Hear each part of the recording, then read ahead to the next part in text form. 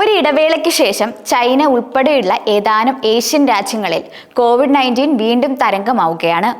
China, Thailand, Singapore എന്നിവിടങ്ങളിൽ May ആദ്യവാരത്തിൽ 10,000-കണക്കിന് Covid കേസുകളാണ് report ചെയ്യപ്പെട്ടിട്ടുള്ളത്. ഹോങ്കോങ്ങിൽ COVID-19 പുതിയ തരംഗം അനുഭവപ്പെടുന്നുണ്ടെന്ന് ആരോഗ്യ ഉദ്യോഗസ്ഥൻ സ്ഥിരീകരിച്ചിട്ടുണ്ട്. കഴിഞ്ഞ ഒരു മാസത്തിനുള്ളിൽ കോവിഡ് കേസുകൾ 12% ഉയർന്നു എന്നാണ് റിപ്പോർട്ടുകൾ സൂചിപ്പിക്കുന്നത്. പ്രധാനമായും ആരോഗ്യ പ്രശ്നങ്ങളുള്ള പ്രായമായവരിലാണ് കേസുകൾ ഗുരുതരമാകുന്നതെന്നും റിപ്പോർട്ടുണ്ട്.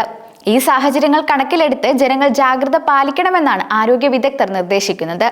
സിംഗപ്പൂരിൽ മെയ് മാസത്തിലെ ആദ്യത്തെ ആഴ്ചയിൽ കോവിഡ് കേസുകളിൽ 28% വർധനവ് രേഖപ്പെടുത്തിയിട്ടുണ്ട്. കഴിഞ്ഞ ആഴ്ചയിൽ 14,200 കോവിഡ് കേസുകളാണ് സിംഗപ്പൂരിൽ റിപ്പോർട്ട് ചെയ്യപ്പെട്ടിട്ടുള്ളത്. ആശുപത്രിയിൽ പ്രവേശിപ്പിക്കപ്പെട്ടവരുടെ എണ്ണവും ഏകദേശം 30% വർദ്ധിച്ചിട്ടുണ്ടെന്ന് സിംഗപ്പൂർ ആരോഗ്യ മന്ത്രാലയത്തിന്റെ റിപ്പോർട്ടുകൾ സൂചിപ്പിക്കുന്നുണ്ട്. തായ്ലാന്റിലും കോവിഡ് കേസുകളിൽ ക്രമാതീതമായ വർധനവ് റിപ്പോർട്ട് ചെയ്യപ്പെട്ടിട്ടുണ്ട്.